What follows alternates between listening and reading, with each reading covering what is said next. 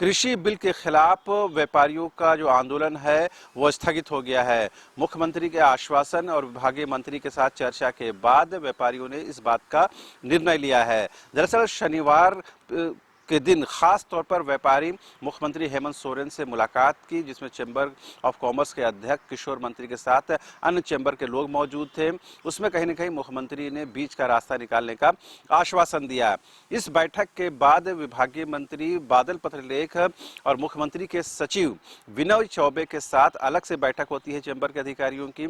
उसमें तमाम बिंदुओं पर एक एक करके चर्चा होती है।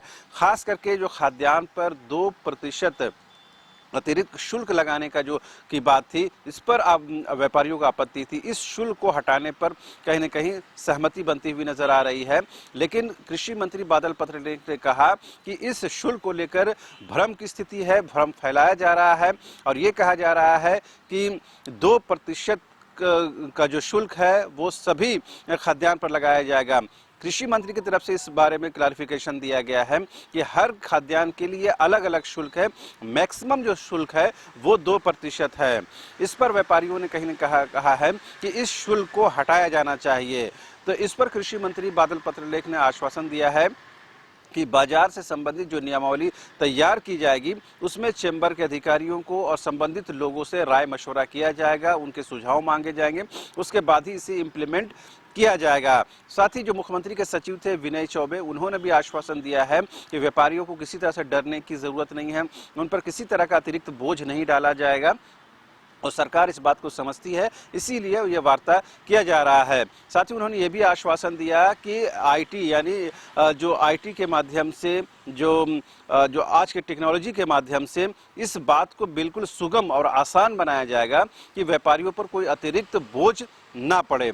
तो कहीं ना कहीं कॉर्डियल माहौल में बातचीत होती है। इस बैठक के बाद यानी पहले मुख्यमंत्री के साथ बैठक होती है, फिर कृषि मंत्री और उनके सचिव विनय चौबे के साथ बैठक होती है, उसके बाद चैम्बर के लोग अलग से बैठक करते हैं और सहमति बनती है कि सरकार के जिस तरह से नरम रुख अपनाया है और सरकार ने जिस तरह से कॉर्डियल माहौल में बातचीत की है और ठोस आश्वासन मिला है, उसके बाद इस आंदोलन को स्थगित कर देना चाहिए, जिस पर तमाम व्यापारी सहमत होते हैं। और पिछले 4 दिनों से जो आंदोलन चला आ रहा था वो आंदोलन अब फिलहाल स्थगित हो गया है। लेकिन यहाँ ये रणनीति बनी है कि अगर सरकार अपने बात से मुकरती है या व्यापारियों के खिलाफ कोई निर्णय या कोई डिसीजन होता है तो फिर से व्यापारी सड़क पर उतरेंगे और फिर से आंदोलन को धारदार बनाया जाएगा, तेज बनाया जाएगा। तो फिलहाल जो अभी एक सामने में एक जो परेशानी नजर आ रही थी और जो खाद्यान्न के संकट की बात कही जा रही थी वो खत्म हो गया है। उस पर किसी तरह की कोई झिझक नहीं है, उस पर किसी तरह कोई परेशानी अब नहीं है। व्यापारियों ने आंदोलन को स्थगित कर दिया है, लिहाजा खाद्यान्न के आवक को नहीं रोका जाएगा, किसी तरह के उसके व्यापार को, क्रय को, विक्रेता को नहीं आने जाने से रोका जाएगा और दुकानें आम दिनों की तरह खुलेंगी। लिहाजा शहर में या पूरे झारखंड में कहीं भी अब खाद्यान्न की किल्लत वाली बात नहीं रह गई है। तो एक बड़ा आंदोलन जो खड़ा होता हुआ नजर आ रहा था उसे सरकार के आश्वासन के बाद फिलहाल स्थगित कर दिया गया है।